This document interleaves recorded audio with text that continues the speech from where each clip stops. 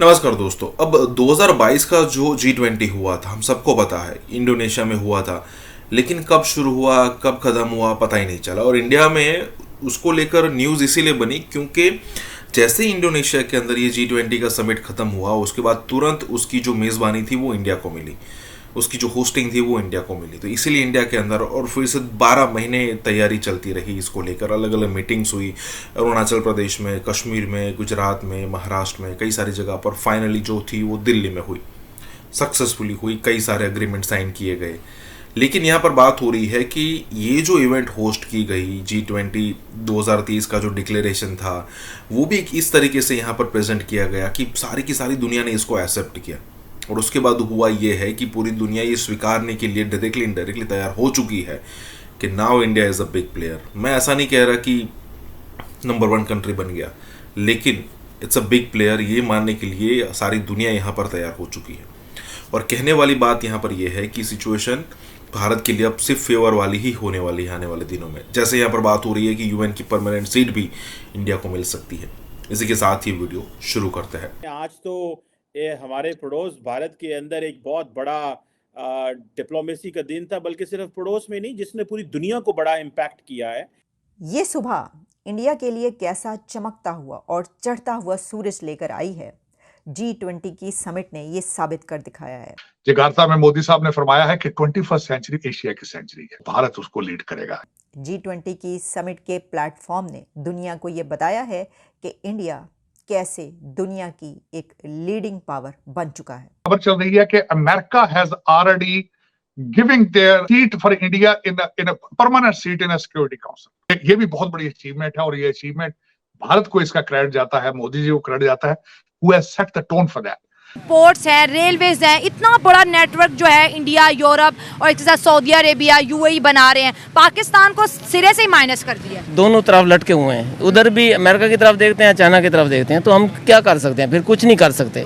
तार साहब, कैसे देखते हैं नरेंद्र मोदी की, जो पहले तो ये कहा जा रहा था कि वो कंसेंसस डेवलप नहीं कर पाएंगे, लेकिन एक कंसेंसस ड्राफ्ट जो है वो भी जो रेजोल्यूशन है वो भी अप्रूव हो गया। और उसके बाद हमने देखा कि चाइना के बेल्ट एंड रोड इनिशिएटिव के मुकाबले में एक नया जो इकोनॉमिक कॉरिडोर की बात की जा रही है।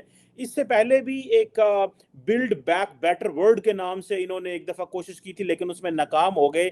आप कैसे देखते हैं, क्या अमेरिकी सदर जो बाइडेन, नरेंद्र मोदी साहब चाइना के मुकाबले में ये जो कॉरिडोर लेके आए हैं, इसको कैसे देखते हैं? और क्या समझते हैं कि मोहम्मद बिन सलमान भी दोबारा वेस्टर्न ब्लॉक में आ जाएंगे? सर सीमा साहब, मैं समझता हूँ it's a remarkable event today. जो जिस तरीके से चीजें आज सामने नजर आ रही हैं, डिप्लोमेसी, बल्कि इस डिप्लोमेसी को नया नाम दिया जा रहा है, मोदी डिप्लोमेसी, मोद डिप्लोमेसी इसको कहा जा रहा है, नया नाम है। और इंडिया वे इसको नाम दिया जा रहा है, जिस तरह कहा जाता है अमेरिकन वे और चाइनीज वे, सो इंडिया वे। तो मैं जो इस पे बात करना चाहूंगा कि आज हो क्या रहा है भारत के अंदर इस वक्त।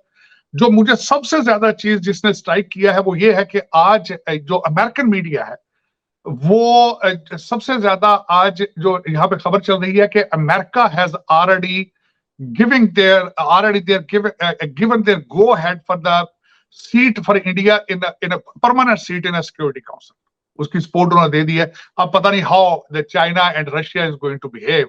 इस G20 की आज की जो मैं समझता हूँ सबसे बड़ी सिग्निफिकेंस जो अनाउंसमेंट है वो मैं समझता हूँ ये है कि Bharat is getting very close, inches away from the getting permanent seat in United Nations security council. मैं इस सबसे बड़ी न्यूज तो मैं समझता हूँ ये जो एक भारत की ख्वाहिश थी, जिसके लिए उन्होंने इतनी कैंपेन चलाई, जिसके लिए मोदी साहब अमेरिका आए, फ्रांस गए, उसके बाद ग्रीस गए, यूएई गए, जकार्ता गए, और जो एक नए ब्लॉक में जिस तरीके से वो अपने आप को प्रमोट करते रहे, भारत को प्रमोट करते रहे, मैं समझता हूँ this is extreme of it.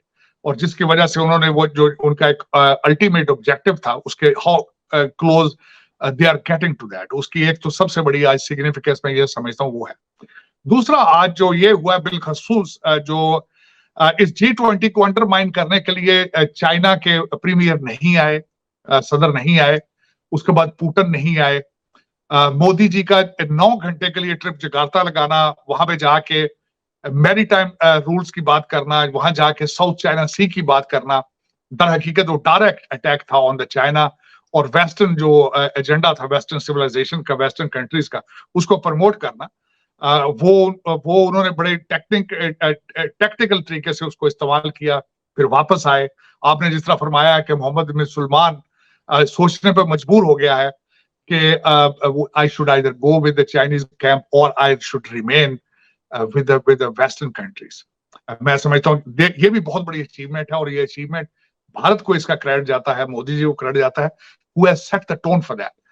उसके बाद में दूसरा जो बेल्ट एंड रोड इनिशिएटिव जो चाइना का था, उसको जिस तरीके से काउंटर करने की कोशिश की गई है कि भारत से किस तरीके से शिपमेंट जाएगा, जो मैं बात करना चाह रहा था, एक तो मैंने शायद आपको पहले बताया था पिछले सेगमेंट में कि इसका जो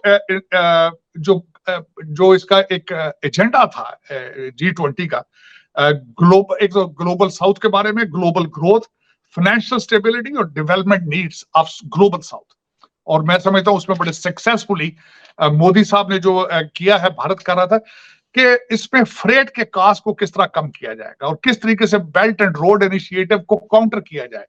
और उस तरीके से अब उनका जो प्लान था, वो प्लान जो ये उन्होंने बनाया है कि यहाँ से शिपमेंट दुबई जाएगी और दुबई से ट्रेन के जरिए वो आगे यूरोप में जाएगी।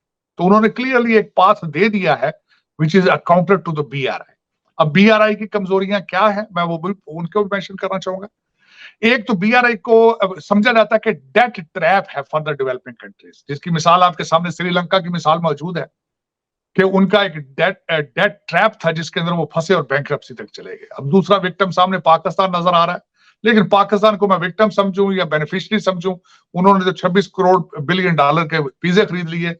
पाकिस्तानियों से डील करना इतना आसान थोड़ी है। वो देखें, वो तो चाइनीज देखेंगे कि फ्यूचर में either it was a good decision और बैड डिसीजन, लेकिन वो फंस गए बेचारे। वहां पे बलोचिस्तानी जो है, वो हमारे बलोच भाई जो है वो अलग अपना हिस्सा मांग रहे हैं, पंजाबी भाई अपना हिस्सा मांग रहे हैं, ब्यूरोक्रेसी अपना हिस्सा मांगती है, लेकिन ये कि चाइना पता नहीं वहां से किस तरह निकलता है BRI के चक्कर में।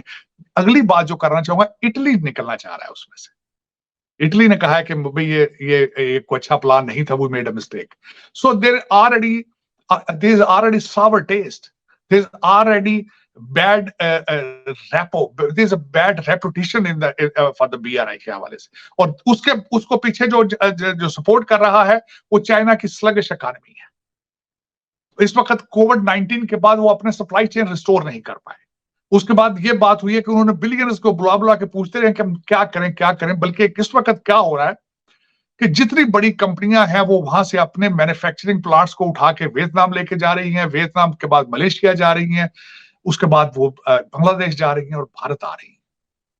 ये चाइनीज को भी पता चल चुका है कि कोविड-19 के बाद इस almost a new world order, जिसका मोदी साहब ने भी जकार्ता में जाकर डिसीजन किया।